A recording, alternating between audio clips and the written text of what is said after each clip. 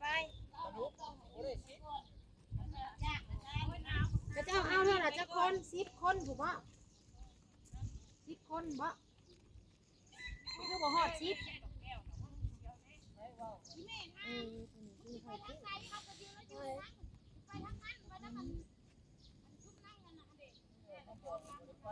อย่าไปใกล้นะลูกยี่น้องก็ตกลงพุ่นนั่น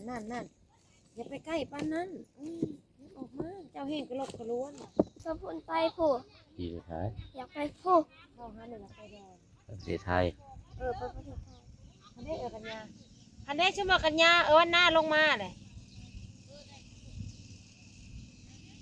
อันได้ไปก็ได้ไปผมมือ สบายดีพี่น้องอันมานั่งเบิ่งกระเจ้าไปดำนาอยู่ไทยพี่น้องเลย จะไปดำนาต่างประเทศ ดำนาอยู่ต่างประเทศ ม เพราะว่าคันมียามดำนาน่ะก็สิขามไปขามมาแบบนี้เลยพี่น้องแต่บ่แม่นฟังนี่ดอกอันที่ฟังที่เฮาแนมเห็นนี่เป็นฟังดอนทำเงินเป็นลาวพี่น้องเลยแต่ว่าอยู่ดอนก็บ่มีไผดำนะหน้าบ้านเบิดมีแต่ขามไปอีกไปหอดดอนแล้วก็ขามไปอีก มีว่าไทยบ่พุ่น แล้วน้าหอยกบ พุ่นกับไทย เอ บ่ อผู้เลี้ยวเห็นบ้านค แล้ว น น้าหอ ไท ย ย กบดอนตาล เออ อันนั้นได้ซะ พูนกับไทยเห็นดีอยู่แล้วอันนี้นก็บ้านนาซิดานั่นเขาเลี้ยวเห็น ขั้นได้ไปก็ไปทุกมื้อแล้ว อันนี้ก็บ้านดอนตาลเนาะ เขาเคยไปอยู่ เออเจ้าไปบ้านหยังบ้านดอนตาลก็ได้ไปอืม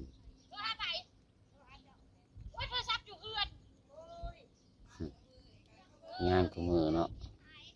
ได้งานคู่มือเลยบ่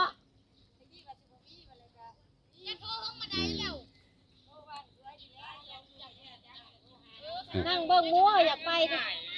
น้ำหมู่ ใช่ ไป ใช่ แล้วแบบบ่บอกไว้เถอะนะ ใช่คนงานเป็น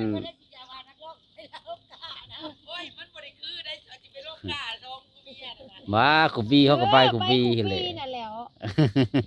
มีปีนี้เขาบ่ได้ไปมาโทรไปตัดไปนำเถอะเฮ้ย คันข้าเจ้าอันน่ะมื้อหน้าก็เอิ้นแน่ ที่แรกก็ว่าสิบ่ได้ไปแล้วบัด จักมื้อละไปน่ะ อืม คันได้ไปแล้วก็ไปเรื่อยๆแหละโอ้ เขาเจ้าก็ยังดำลายอยู่บ่เออพวกน่ะไปทางเฮาบ่มื้อนี้นะเด็กน้อยในเฮือนก็ไม่ค่อยไปเลย แต่ก็นั่งไผ่อยู่ยังว่านั่งไผ่ไปพระไผ่ยังไผ่อยู่ยังว่าไผ่พาไปน้าผ้าก็มีหมู่ มีหมู่คันเจ้าบ่เฮาคันอยากไปอยู่มื้อน่ะอีเล่นมาถามเฮาบ่มีหมู่ที่ไปก็ไป เขาอยากไปไทย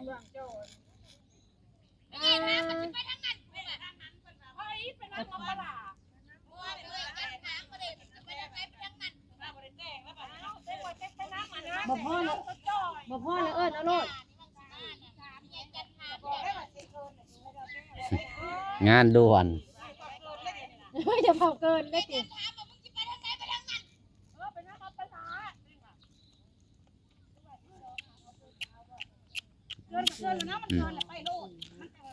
ตื่นมาเพิ่นก็สิแซวไป 12 13แล้ว ปีนี้ถือว่าหน่อยนี่นี่แต่ละปีเนี่ยบริเว้าไปนะบ้านหนึ่งเป็น ป้านนั่นว่าบ่พออย่ากลัวเด้ เหลือว่าบ้านนี่ เหลือบาทนี่12 เหลือก็ยัดเยียกรถ แนวนี้ ห่วยเกินก็เจ้าก็สิจุกอยู่หั่นแหล้วเนาะสมมุติว่าอยากได้10ปัดไป12ตอนนี้แห้งงานกับผู้หนึ่งก็400 450จังซี่นะพี่ ว่า น้อง มันเกินก็บ่อยากกันวันใดแล้วเพราะว่า เออ หนึ่ง หน้าเขาเจ้าก็ ห ไล่ น้า เกิ เขา นอ เจ้า ยู่ ไล่ แล้ว ประมาณ เขาเจ้า เขาไล่ ดำห้า ประมาณ เนาะ ก็ไล่เขาไล่เกินอยู่ เขาไล่ ดำก็ เพื่อไว้ ดำ อยู่ ห้า แล้วเกินสมมุติว่า38ที่เขายังไล่10เลยนะไปดำนานะเขา ไล่ นี่ เกินตลอดนะ นี่เขาอ่านค่ะ คันเกินไล่ก็เจ้าก็บ่เอาได้เพราะว่าเขาดำห่าง ไปเขามืดดอกคนมาเอา บ่ได้คือทางอันเฮา เขามีคนมาจับเอาอยู่ชาวไปแต่เก่านะคันเรือน จับก็คือลูกเฮาไปสมมุติว่าลูกเฮาไปกับบ่กล้าให้ไปแล้วจากห่างหมู่เนาะ เฮ้ย เทื่อหมู่เฮาบ่ฮู้อันเด้ ผู้ใหญ่แล้วไป ต้องให้ผู้ใหญ่ไปสิไล่เด็กน้อยไปบ่ได้ ซุมยายดาวยายเปิ้นว่าโอ้ยไปก็พอไปมีแต่สิอ้วนหมอว่ะ อืม จักน้ำอันบ่จักอันเสียงเขาซื้อมาให้กินน่ะสปอนเซอร์น่ะ2 ขวด 100 ขวดหนึ่งเพิ่นว่า อืม น้ำสมน้ำหวานโอ้ สองเสี่ยวน่ะ ตาย ไปทาง แล้ว เฮา แห้งอ้วนกว่าเก่า วันนี้เฮือกระเจ้าก็คือซ้ำเฮือเฮาประเทศไทยไปวันนั้นเราบ่กล้าขี่ เขาอยากได้ แต่ชูชีพก็บ่ได้ใส่ ครับ เสื้อชูชีพ ใส่แหละบ้านเฮาเนาะ ใส่พี่น้อง ลูกบ้านท่าบ่มีญาติเนี่ยป้ายอันนี้ไปรับจ้าง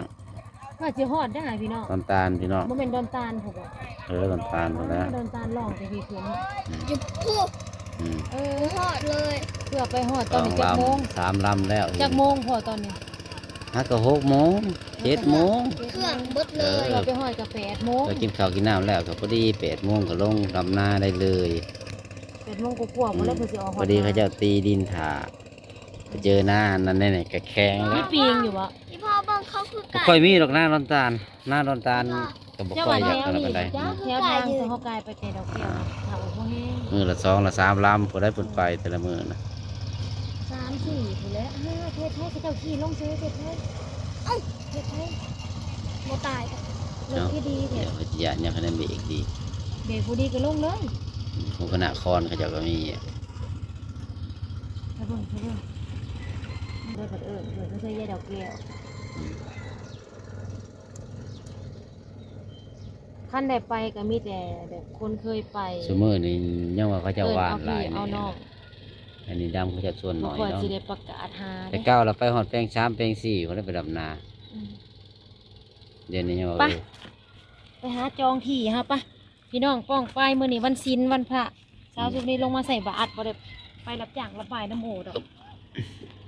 ไปรับจ้างก็คือสิบ่รอดน้ำโมดอกพี่น้องเอ้ยเครื่องในบ่ดี สิไปกงโกกกังกะเนี่ยตายเก็บกามบ่ทันเข้าน้ำสารจะเข็ดอีจัง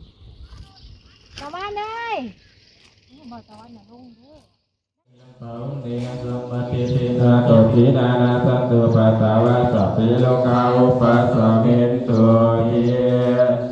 สัพพะพุทธานุภาเวนะสัพพะธัมมานุภาเวนะสัพพะสังฆานุภาเวนะพุทธารัตนังธัมมารัตนังสังฆังรัตนังสีนังรัตนังอานุภาเวนะจตุราภิสิตานัมมะคันตานุภาเวนะปิตาคัตยานุภาเวนะทีนาสวากานุภาเวนะสัพเพเทวะสัพเพเทอุปตวะสัพเพเททุนิมิตาสัพเพเทอาวะมังคลาวินาสตุอายุวัตโกตานาวัตโกสิริวัตโกยะสาวัตโกบาลาวัตโกวันนาวัตโกสุขาวัตโกตุสัพพะทาอุปาโลภะปัญญาเวลาโสกาจันตุจุปัตตวะอาริกาตังอภิวินาศตุเตเสสะสัญญาเสกิทานังวะลังสุติปะกายังสุขะพลังสิริยานุจาวโนจาโภคสิริยานุจาสวาสิติยา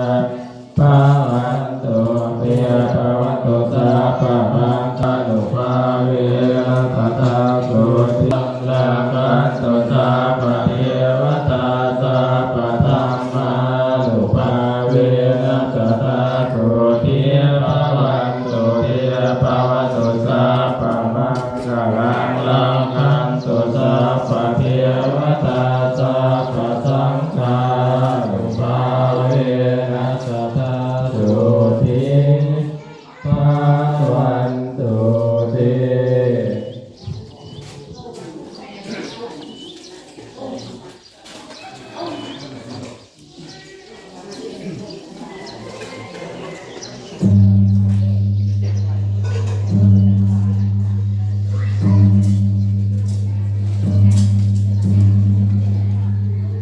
โอตาปัจจายโนตาตาโลตังวา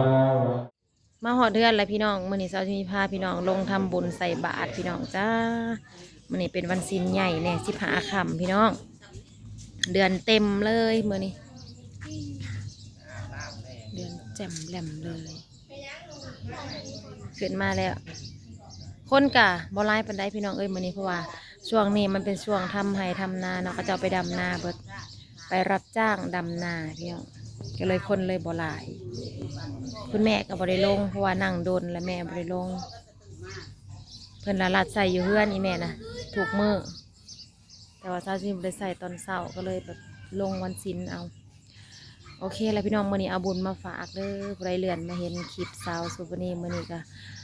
อนุโมทนาสาธุบุญด้วยกันอยู่เย็นเป็นสุขอยู่ดีมีแห้งสุขกายสุขใจได้อพี่น้องเด้อหาเงินหาคำทำธุรกิจการงานอะไรก้าวหน้าก้าวไกลปังๆรวยๆกันทุกคนอยู่ดีมีแห้งพี่น้องบ๊ายบาย